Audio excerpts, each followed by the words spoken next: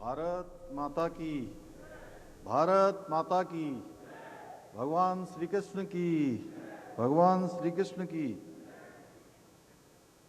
कुरुक्षेत्र जो कि अंतर्राष्ट्रीय क्षेत्र हो गया है, यहाँ अंतर्राष्ट्रीय गीता महोत्सव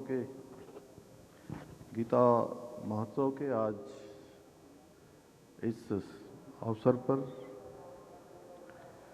मंच पर आसीन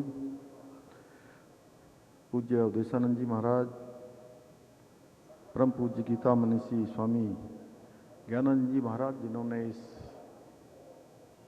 गीता महोत्सव को प्रारंभ किया, परम पूज्य शंकराचार्य जी, परम पूज्य ब्रह्म ऋषि कुमार स्वामी जी, जैन समाज के लोकेश मुनि जी, हमारे इस महोत्सव जिनके मुख्यमंत्री रहते हुए ये महोत्सव प्रारंभ हुआ और आज पूरे देश और दुनिया में ये महोत्सव पहुंच गया। ऐसे भारत सरकार के शहरी विकास और ऊर्जा मंत्री और हरियाणा राज्य के पूर्व मुख्यमंत्री आदरणीय मनोहर लाल खट्टर जी, परम पूज्य बाबा भूपेंद्र जी, कपिलपुरी जी महाराज, मध्य प्रदेश के हमारे मुख्यमंत्री आदरणीय लोधी जी, दिनेशानंद जी, मास्टर जी महाराज, विकास जी महाराज, कालिदास जी महाराज, तपेंद्र सिंह गोल्डी जी, सुभाष सुधा जी, विराट संत और सभी मंच पर आसीन मेरे सभी पूज्य बंधु, पूज्य प्रातः स्मृति सभी पूज्य संतगणों को मैं प्रणाम करता हूँ और यहाँ गीता महोत्सव में आए हुए बड़ी संख्या में सभी हमारे देवियों एवं सज्जनों, भाइयों एवं बहनों, मीडिया के में सभी मित्र, मैं सबसे पहले तो कुरुक्षेत्र की इस पावन धरा को हाथ जोड़कर प्रणाम करता हूँ, शीश नवाता हूँ और धर्म क्षेत्र कुरुक्षेत्र की पवित्र भूमि पर भगवान योगेश्वर श्री कृष्ण ने अर्जुन को जो दिव्य उपदेश दिया, वही श्रीमद् भागवत गीता के रूप में मानवता का शाश्वत ज्ञान बनकर पूरे विश्व को मार्गदर्शन करने का काम कर रहा है, पूरा दिशा देने का काम कर रहा है। यह वो भूमि है जहाँ से धर्म, कर्तव्य, सत्य, निष्काम कर्म और आत्मोन्नति का संदेश संपूर्ण समाज में प्रवाहित हुआ है। मेरा भी सौभाग्य है कि पूज्य ज्ञानानंद जी महाराज जी ने जो ये गीता महोत्सव प्रारंभ किया, उसमें मुझे भी आप सबके बीच में आने का, आज उपस्थित होने का, आप सबके बीच में आने का शुभ अवसर प्राप्त हो रहा है। मैं इस शुभ अवसर पर इस महोत्सव के माध्यम से गीता का शाश्वत संदेश को जन जन तक पहुंचाने के लिए, जहां पूज्य ज्ञानानंद जी महाराज के प्रति अपनी विनम्र कृतज्ञता प्रकट करता हूं, वहीं आदरणीय मनोहर लाल खट्टर जी को भी, चूँकि वो हमारे वरिष्ठ भी हैं, सीनियर भी हैं, उनसे बहुत कुछ हम सीखते हैं। उन्होंने इस काम को आगे बढ़ाया। सच में ये सामाजिक क्षेत्र में, राजनीतिक क्षेत्र में काम करने वालों के लिए बहुत बड़ी प्रेरणा है और उन्हीं के संकल्प के कारण आज ये दिव्य सांस्कृतिक उत्सव केवल भारत ही नहीं बल्कि पूरे विश्व को गीता के पावन संदेश से जोड़ने का काम कर रहा है, एक माध्यम बन रहा है। भाइयों बहनों, चूँकि इतने सारे विद्वान और एक से एक पूज्य संत जिनको पूरे विश्व के अंदर ख्याति प्राप्त है, वो जब मंच पर हों तो मैं समझता हूँ कि बहुत ज़्यादा बोलना सूरज को दिया दिखाने जैसा है। और अभी मैं पूज्य शंकराचार्य जी को सुन रहा था, उन्होंने चंद शब्दों में ही गागर में सागर भरने का काम किया है। इसलिए मैं बहुत ज़्यादा नहीं कहता हूँ, बस इतना ही कहना चाहता हूँ कि ये 700 श्लोकों का एक ऐसा दिव्य प्रकाशपुंज है जिसमें मनुष्य के आचरण, चिंतन, कर्तव्य, भक्ति, ज्ञान और जीवन व्यवहार का अद्वितीय संकलन है।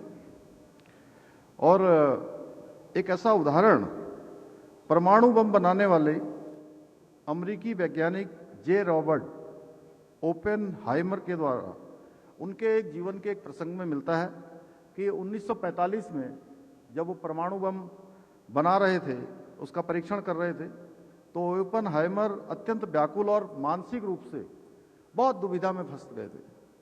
लेकिन उस समय श्रीमद् भागवत गीता के श्लोक ने उन्हें मानसिक स्थिरता दी और उस दुविधा से बाहर निकालने में बहुत महत्वपूर्ण भूमिका निभाई। उन्होंने स्वयं कहा कि उस निर्णायक क्षण में जब उनका मन कई दुविधाओं में, द्वंद्वों में फंसा हुआ था, तो उनके मन में गीता का ये श्लोक गूंज उठा कि अब मैं मृत्यु बन गया हूं और संसार का संहारक बन गया हूं। महाभारत में ऐसे अनेकों उदाहरण मिलते हैं जो आज के समय में हमें संसार में हर एक व्यक्ति के जीवन में अलग अलग प्रकार की चुनौतियां होती है।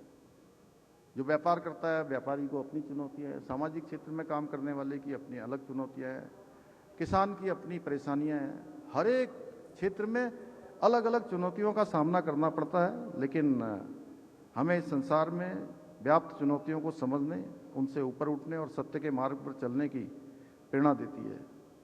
चाहे अर्जुन को कुछ समय के लिए भ्रमित और मोह में पड़ना हो, दुर्योधन के अहंकार का भाव हो, या भीष्म की प्रतिज्ञा हो, या फिर सूर्यपुत्र कर्ण की मित्रता हो, हर प्रसंग मनुष्य के चरित्र, कर्तव्य, निर्णय और आचरण का अद्भुत दर्पण है।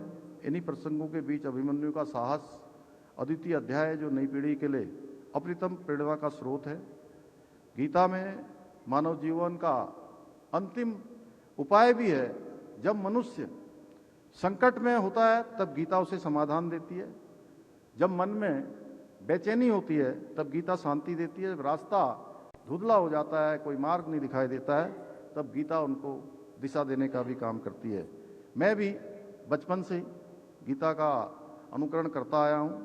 पहले गीता के सार के कथनों के माध्यम से समझता था, परंतु उसके बाद मेरी ऐसी रुचि जागृत हुई कि आज मैं अपने प्रत्येक निर्णय में, प्रत्येक कर्म और जीवन के हर मोड़ पर गीता के उपदेशों को अपने मार्गदर्शक के रूप में देखता हूं।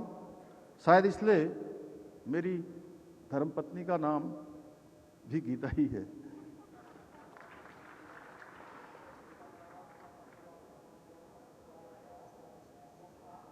लोक संग्रह गीता में वर्णित है। लोक संग्रह मेवापि संपश्यन कर्तुम महर्षि, अर्थात समाज के कल्याण के लिए किया गया कार्य ही सबसे बड़ा धर्म है।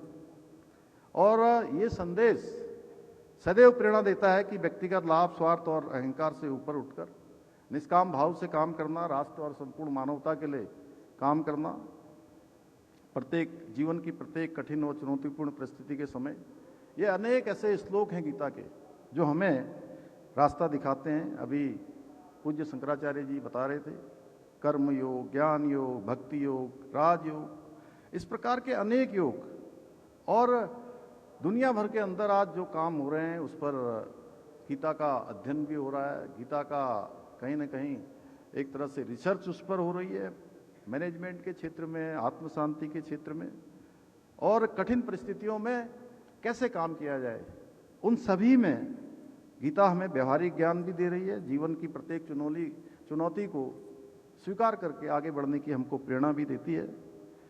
आज के समय में हम सभी जानते हैं कि हमने अनेक काम आदरणीय प्रधानमंत्री जी की प्रेरणा से आज देश के अंदर हो रहे हैं। अभी पूज्य ज्ञानानंद जी जब कह रहे थे तो उन्होंने हमारा भी उल्लेख किया, पूरे देश के अंदर किस प्रकार से आज शिक्षा के क्षेत्र में काम हो रहा है। हम आदरणीय प्रधानमंत्री श्री नरेंद्र मोदी जी के मार्गदर्शन में और उनके नेतृत्व में विद्यालयों में प्रतिदिन गीता के श्लोकों के पाठों को अनिवार्य रूप से सभी विद्यालयों के लिए अनिवार्य किया है। और हम सभी जानते हैं आज देश के अंदर हमारे धार्मिक क्षेत्रों में जिस प्रकार से काम हो रहा है वो एक एक सभी हमारे पूज्य संतगण भी जानते हैं, देश के सभी लोग भी जानते हैं। आज हमारी धार्मिक धरोहरों को सजाया जा रहा है, संवारा जा रहा है, वो भूतो न भविष्यति।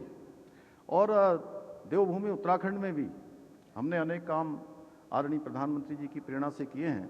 उसमें जो अभी लोकेश जी महाराज ने उसका उल्लेख किया कि उत्तराखंड पूरे देश का पहला ऐसा राज्य है देश की आज़ादी के बाद जहां रहने वाले सभी पंथों के लिए, सभी वर्गों के लिए, सभी समुदाय के लिए एक समान कानून, समान नागरिक संहिता का कानून लागू हो गया है। यह ऐतिहासिक कार्य इस वर्ष जनवरी से उत्तराखंड में लागू हो गया है। इसके साथ साथ केदारखंड और मानसखंड, जिनका उल्लेख संपूर्ण हमारे शास्त्रों में है, उनके सभी मंदिरों को सजाने का काम, संवारने का काम किया जा रहा है। वहीं हम श्री कृष्ण यमुना तीर्थ सर्किट के निर्माण की दिशा में भी काम कर रहे हैं, जिसमें यमुना जी के विभिन्न घाट बनाए जाएंगे। हरिद्वार ऋषिकेश कॉरिडोर के साथ साथ शारदा कॉरिडोर के निर्माण का कार्य भी किया जा रहा है। हमने संस्कृति, इतिहास और इसके दर्शन के लिए studies centre for Hindu studies, इसकी भी स्थापना की है। भाइयों बहनों, संपूर्ण उत्तराखंड भारत के नागरिकों के लिए आस्था, विश्वास और संस्कृति का पवित्र केंद्र है। इसलिए हमने देवभूमि उत्तराखंड में धर्मांतरण न हो, इसके लिए सख्त धर्मांतरण का कानून लागू किया है। लैंड जिहाद, लव जिहाद और थूक जिहाद जैसी घृणित मानसिकताओं के खिलाफ कठोर कार्रवाई भी की है। सख्त दंगारोधी कानून बनाया है, जिससे कि अब दंगा करने वालों की, उनके हुए नुकसान की भरपाई, एक एक रुपए की पाई, एक एक भरपाई उन्हीं दंगाइयों से सुनिश्चित करने का प्रावधान किया है। बड़े पैमाने पर उत्तराखंड के अंदर अतिक्रमण था। कहीं नीली चादर, हरी चादर, पीली चादर चढ़ाकर हजारों हजार एकड़ जमीन अतिक्रमित की हुई थी। उस अतिक्रमण से, उन लैंड जिहादियों से मुक्त कराने का काम भी हमने किया है और 10,000 एकड़ सरकारी भूमि को लैंड जिहादियों से हमने मुक्त कराया है। भाइयों बहनों, उत्तराखंड में पनप रही विभाजनकारी मानसिकताओं पर अंकुश लगाने के लिए हमने राज्य में मदरसा बोर्ड को भी समाप्त करने का निर्णय लिया है। 1 जुलाई 2026 के बाद राज्य के अंदर अब ऐसे मदरसे पूरी तरह से बंद हो जाएंगे जिनमें हमारे शिक्षा बोर्ड के द्वारा निर्धारित पाठ्यक्रम नहीं पढ़ाया जाएगा। हम देवभूमि में जिहादी मानसिकताओं को पनपाने वाले अलगाववादी केंद्र नहीं, बल्कि ज्ञान और संस्कार के मंदिर स्थापित करना चाहते हैं। इसलिए हमने 250 से भी अधिक अवैध रूप से चलने वाले मदरसों को भी बंद किया है। इतना ही नहीं, हम सनातन धर्म को बदनाम करने वाले ऐसे छद्म वेशधारियों के खिलाफ भी सख्त कार्रवाई ऑपरेशन कालनेमी के तहत कर रहे हैं, जिसमें हमने हजारों ऐसे पाखंडी और विधर्मियों को गिरफ्तार करने का भी काम किया है, जो सनातन धर्म की गरिमा को ठेस पहुंचा रहे हैं। आपको ये जानकर हैरानी होगी कि ऐसे भी कई घुसपैठियां हैं जो नाम और बेस बदलकर देवभूमि उत्तराखंड की पवित्र और उसकी सनातन परंपराओं को कलंकित करने का प्रयास कर रहे हैं। हम ऐसे घुसपैठियों को देवभूमि उत्तराखंड से निकालकर हम वहीं वापस पहुंचा रहे हैं जहां से वो आए हैं। आज के इस अवसर पर सनातन संस्कृति के आप सभी संभावकों के समक्ष मैं एक बात अवश्य कहना चाहूँगा कि हमारी नई पीढ़ी भौतिकता, पश्चिमी दिखावे की चकाचौंध और अपनी जड़ों, संस्कारों और सनातन परंपरा को उससे धीरे धीरे कहीं दूर होती जा रही है। अब समय आ गया है कि हम अपनी नई पीढ़ी को अपनी सांस्कृतिक जड़ों, आदर्शों और मूल्यों से इस प्रकार के कार्यक्रमों के माध्यम से जोड़ें। आज के इस अवसर पर मैं आप सभी सनातन संस्कृति के रक्षकों से यह भी आह्वान करना चाहता हूं कि हम सभी को एकजुट होकर अपनी सनातन संस्कृति के संरक्षण, संवर्धन और प्रचार प्रसार के लिए समर्पित भाव से कार्य करना होगा। तभी हमारी आने वाली पीढ़ियां गर्व के साथ अपनी सांस्कृतिक जड़ों से जुड़ेंगी।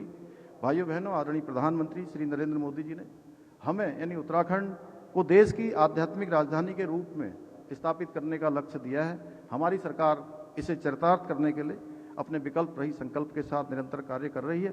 अंत में एक बात और आप सबसे निवेदन करता हूं, क्योंकि इतना बड़ा मैं समझता हूं कि इतना बड़ा मंच शायद आसानी से कभी सौभाग्य से ही मिलता है, जहां पर सभी क्षेत्रों के पूज्य संतगण आए हैं, विद्वान आए हैं। तो 2027 में कुंभ मेले का आयोजन भी हरिद्वार में होना है और मेरा आप सभी से अभी से प्रार्थना है कि उस मेले में आप सबके दर्शन होंगे, आप सब उसमें सहभाग करेंगे। और पूज्य अभी अवधेशानंद जी ने मुझे कहा है कि हमारे जो जितने भी बड़े बड़े हमारे धर्माचार्य हैं, संत महंत हैं, सभी को उत्तराखंड की सरकार इस कुंभ मेले में आमंत्रित करेगी, उनसे निमंत्रण देगी, उनसे अनुरोध करेगी कि सभी मेले में जरूर पधारें, हम सबको पुण्य का भागी बनाने के लिए अपना आशीर्वाद प्रदान करें। मुझे पूरा विश्वास है कि हमारे इस पावन संकल्प को पूरा करने में आप सभी संतगणों का आशीर्वाद हमारी सरकार को, हमेशा राज्यवासियों को मिलता रहेगा। इसी विश्वास के साथ पुनः आप सभी संतजनों को पूरा दंडवत प्रणाम करते हुए मैं अपनी बात समाप्त करता हूँ।